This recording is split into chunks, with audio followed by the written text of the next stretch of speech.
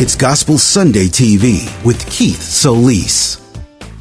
Well, thanks for watching Gospel Sunday. I'm Keith Solis, excited because I got a brother in the building today who, you know, as everybody says, his new project is fire. PJ Morton.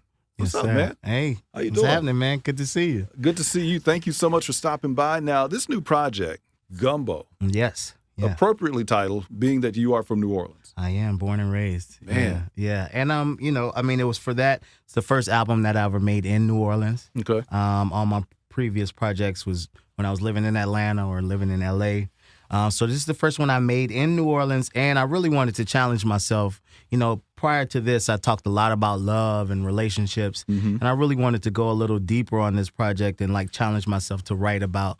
I mean, it's such a heavy time in the world right now. I wanted to deal with some deeper subject matter. So I talk about creative freedom on this song, Claustrophobic. I talk about racial tension on Everything's Gonna Be All Right. Let me just stop you there, because if you have not heard the song Claustrophobic, you are missing out. I listened when the first time I heard that song, I played it, I know 3 or 4 times in a row. Oh, man, It thank is you. a phenomenal, not only the beat, not only the track, but the lyrics. It's a phenomenal song, man. Thanks, man. Yeah. Thanks, man. Yeah. I mean, I wrote that out of true frustration Wow. at that time. Okay. And it just really, I think it's the most direct song I've ever written, you know. It's what I was hearing from a lot of different people, but I just refused to not be myself, you know, and be put in a box. Yeah. Absolutely. And there's another song that I was telling you, First Begin, which I hear the influence of Stevie Wonder Sure. Yeah. all over. It could have been on Intervisions or Fulfilling This First Finale. Do you remember those records? Two of my Are you old favorite. enough to remember those records? No, I got I didn't get them when they came out, but I went back. So there's a story. My father. So somebody gave me a cassette tape. Actually, he's from Dallas. His name's Gino Igehart. He gave me a cassette. Okay.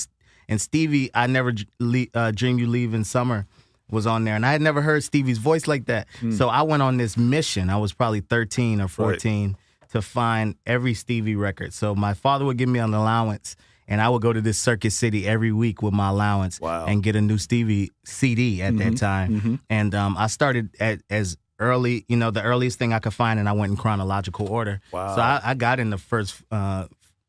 Fulfilling This First Finale, yes. And Intervisions is one of my favorite records. Now, of all time. what's your all-time favorite Stevie song? I mean, can you name one? Well, it's hard for me, but I used to say Summer Soft of Songs in the Key of Life. Oh, wow. So you went deep. Yeah. So I'm just thinking about the singles, the ones they played on the radio. Yeah, no, man. I am a deep. Wow. Yeah, so when I went into that 13, 14 years old, I didn't listen to anything but Stevie. Okay, so, okay. Yeah, I'm hip. And you had an opportunity to work with him. Yes. And in fact, y'all were nominated for a Grammy? Yeah. So my studio album before this one that's about to come out, it was called New Orleans, and we did a song on there called Only One that he played on, and that was enough for me. But then it was nominated for Best R&B Song at the Grammys. So, like, and, you know, full you go and buy all these Stevie cassettes and albums and stuff, and you're just, you know, the ultimate fan, and then you get an opportunity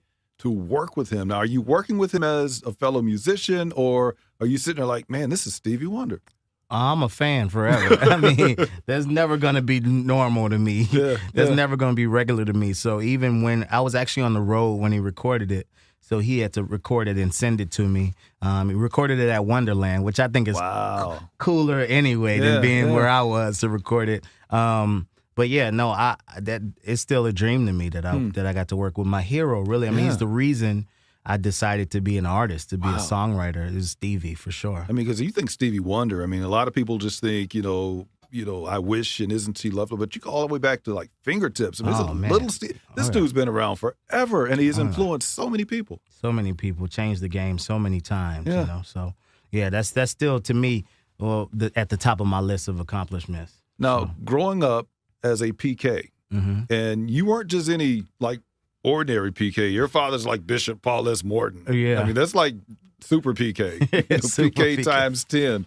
I mean, was there any pressure? Because I would imagine people are thinking, well, you're going to end up going into his footsteps and, you know, becoming a minister or, you know, just singing gospel only. Sure. I mean, there was pressure initially, especially, you know, I wasn't going to be a pastor, but let alone not sing gospel music. That's when they were like, okay, now, what are we doing? Right, you know, but I think once they realized that it was just my passion, that it was really my purpose to do what I was doing.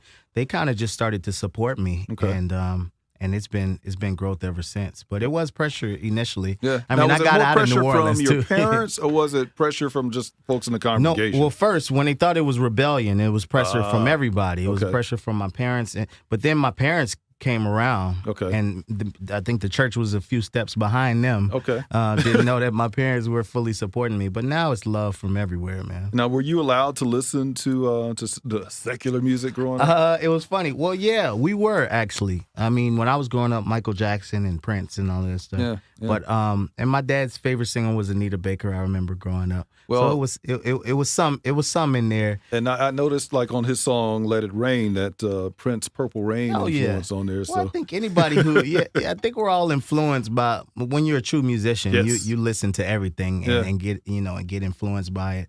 But I remember we could not listen to it on Sundays, though. Back in the day, even if whatever you listen to, you could be just gutter trash. Exactly. But you pass by Sunday, church, you turn the record, you turn the radio down. That's You're right. like, oh, no, I can't do that. That's right. Wow. So we didn't listen to secular music on Sundays. Now, for folks who don't know, you're also, in addition to doing your own thing, part of Maroon 5. Yeah. I'm keyboard player in Maroon 5. Man. Yeah. How does all this happen? Man, I don't know. I just been blessed, man. I mean, I was on a tour doing my own thing, and the guys reached out to me. They were looking for a keyboard player / singer. I felt like it would be a great opportunity, and it really changed my life. One of the biggest decisions I made, and that's 7 years ago now. Man. And we've been rolling. Now, coming up on the anniversary of the passing of Prince, and I heard Adam doing an interview, in fact, about 3 or 4 weeks ago, and he was talking about how he ended up in a jam session with Prince in his house. Yeah. Did you ever get a chance to meet Prince? I missed all the jam sessions. Really? You missed all the jam sessions? Man, I used to play for Erykah Badu, too. Shout out to Dallas. But it seems like every time I joined a situation, it was after everybody went to Prince's house. So I joined Erykah's band, and they were like, oh, man, we had a crazy last month. We was just at Prince's house, and we were there till 3 in the morning. And I'm like, okay, cool. And then same thing happened with Maroon. They were like, wow, man, we just did Prince's house like last year. Wow. So I missed all of that, man. But you guys, I saw some video on YouTube where you did a tribute. You guys in your shows, playing his songs. What's your favorite Prince song? Oh, I got a lot of them. I mean, Purple Rain is easy, but Raspberry Beret is one of my favorites. You talking about the kind you buy in a secondhand store? Yeah, yes, that's the one. Okay. That's the one right there. But yeah, Maroon, we close out every show with "Let's Go Crazy." Wow. So, yeah. That is, to me, that's like the ultimate rock and roll Prince song, and that just, if you don't feel good after that. Exactly. It's one of those things. Yeah, so we have a good time, and that was we started doing that after he passed away. Okay. But now it's like a staple for us to end on that. Yeah. And had an opportunity to play with Solange on Saturday Night Live? Yeah, well, I actually didn't play with her. I was music director. I put her band together. Okay. Yeah, so she's a New Orleanian, too. She's been living in New Orleans for the past few years, and when she saw that I moved home after her record was getting rave reviews, got SNL, she reached out to me to help her put a New Orleans band together, and help her with some arrangements and stuff. So I did SNL, we did Fallon, we had a Super Bowl show that we put together in Houston as well. So she's been rolling. She's a crazy creative mind, man. I love working with her. Absolutely. And of course, you're going to be part of the big Essence Fest happening this summer. That's right. In your hometown of New Orleans. Now, yes. And what must that feel like? Now, all of a sudden, you're playing in the Superdome. Yeah, full circle now too. Because I've played it before, but I wasn't living at home.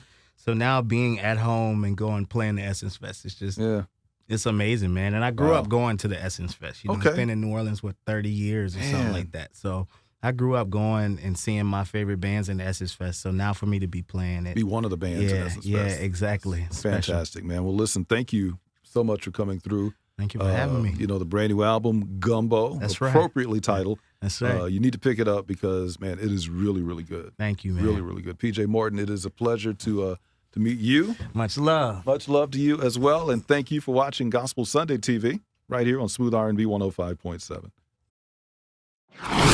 Thanks for watching Gospel Sunday TV. We'd like to know what you think. Subscribe, comment, and follow us on Facebook and Instagram. And also visit us at krnb.com.